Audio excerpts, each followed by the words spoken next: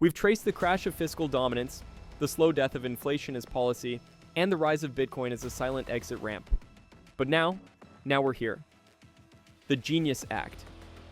A stablecoin law passed with barely a whisper, but beneath that silence, a last-ditch monetary pivot. If you want to know how the US plans to stay the world reserve currency without raising rates or cutting spending, you're looking at it.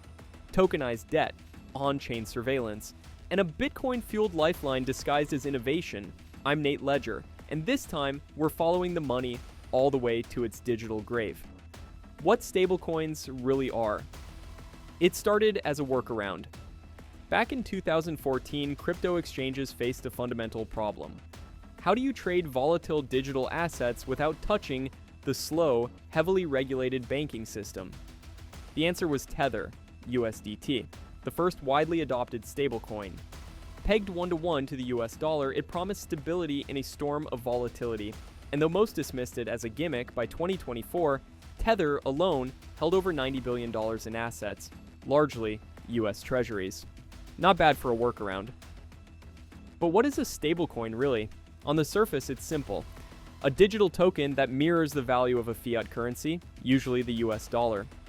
Some, like USDC and USDT, are backed by short-term government debt and cash equivalents. Others, like DAI or Frax, use crypto collateral. The idea, you get the speed, programmability, and global reach of crypto, with the stability of dollars. But that label, stability, is where things start to bend. As of mid-2025, more than $150 billion worth of stablecoins were in circulation globally. Over 70% of all crypto trading pairs involve either USDT or USDC, not BTC or ETH. These coins aren't just bridging crypto and fiat, they've quietly become the primary settlement layer of the entire decentralized economy. And who benefits most from that? The US Treasury. Because behind every major centralized stablecoin is a portfolio of short-duration treasuries. Tether alone is estimated to hold over $72 billion in US debt. Circle's USDC, another $30+ billion. That's $100 billion plus in shadow demand for US debt, generated not by central banks but by crypto traders, exchanges, and DeFi protocols. It's not just liquidity, it's leverage, and it's growing. I remember the first time I saw the Tether attestation reports, how the majority of their backing had quietly shifted to US Treasuries. It wasn't a bug in the system, it was the new system. One that now monetizes attention, speculation, and digital finance to sustain US fiscal policy. So when the US pushes legislation like the Genius Act, they're not promoting financial freedom. They're institutionalizing it, formalizing the role of stablecoins as synthetic bond pipelines where the average user thinks they're just holding digital dollar, but they're actually funding a monetary empire, and that empire has no plans to shrink. Now ask yourself this: what happens when a tool built to escape the financial system becomes its most powerful engine? That's where Chapter 2 begins. Because this wasn't the first time the US rewrote global money rules. And if you know Bretton Woods, you already know how this playbook ends. The Genius Act, a new digital Bretton Woods. The original Bretton Woods Agreement in 1944 rewired the world economy overnight. 44 nations gathered in a war-weary New Hampshire to draft a new global order. The result? A monetary system where every currency was pegged to the US dollar, and the dollar, at least on paper, was pegged to gold. It cemented American financial dominance for the next century. Now, fast forward 80 years. The Genius Act doesn't mention Bretton Woods, but make no mistake, it's spiritual kin. Instead of pegging dollars to gold, this bill effectively anchors digital dollars to US Treasuries, wrapped in the language of compliance, transparency, and innovation. And just like before, this isn't about free markets, it's about monetary control through infrastructure. I've read the early drafts. The bill proposes a regulated framework for issuing stablecoins in the United States. Translation: only US licensed entities can create legally compliant digital dollars, each one backed by short-duration US debt instruments. Stablecoins, under this model, aren't just financial tools. They're synthetic treasury demand engines. I remember reading the IIF's latest global debt report, 336% debt to GDP worldwide in 2024. That's $307 trillion in debt floating on a $91 trillion GDP. Something has to give, and it won't be spending. Enter the Genius Act. It does three things very well. 1. It incentivizes tokenized dollar growth. 2. It extends U.S. monetary control into cyberspace. 3. And it absorbs global liquidity demand by turning crypto markets into treasury purchasers by proxy. They're not just digitizing the dollar, they're weaponizing it through programmable rails and automated AML enforcement. I've seen enough legislation to know when something isn't just a bill, it's a playbook.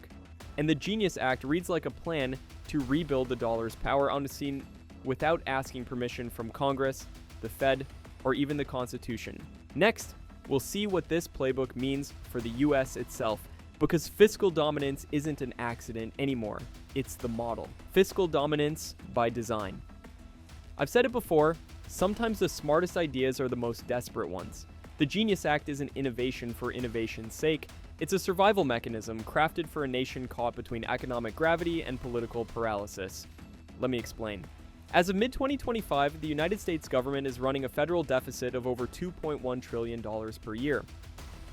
Interest payments alone on the national debt are projected to exceed $1.2 trillion annually by 2026, which, ironically, will make debt servicing the single largest line item in the federal budget, surpassing defense and Social Security. But here's the problem: the US can't raise interest rates without tanking markets and triggering mass insolvencies. It can't cut spending either, not without gutting entitlement programs that 60 million Americans rely on. And default, politically and economically impossible. So what's left? Print. But printing in plain sight is toxic. It scares bondholders, sparks inflation panic, and undermines trust. That's where stablecoins come in. Clever, quiet, and wrapped in blockchain's shiny promise. The Genius Act effectively allows the US to launder fiscal expansion through a digital backdoor. Each stablecoin backed by short-term treasuries represents voluntary participation in US debt issuance. The more global users adopt tokenized dollars, the more demand flows into US treasuries, without the Fed lifting a finger. It's a workaround, a form of fiscal dominance disguised as financial modernization, and ironically, it's being greased by the very asset Washington spent years warning you about: Bitcoin. Because as Bitcoin raises, so too does the collateral base for stablecoins. A surge in BTC price means more capital tied up in tokenized dollars, each one needing to be backed by liquid, risk-free US debt. That's not just an indirect link, it's an engineered feedback loop. When I saw this, I had one of those there it is moments. It's the quiet convergence of two forces that were never meant to cooperate. The dollar, top-down, controlled, debt-based; Bitcoin, bottom-up, scarce, permissionless.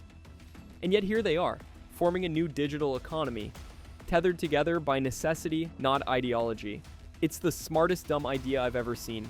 A trap disguised as a solution that feeds the very system it threatens.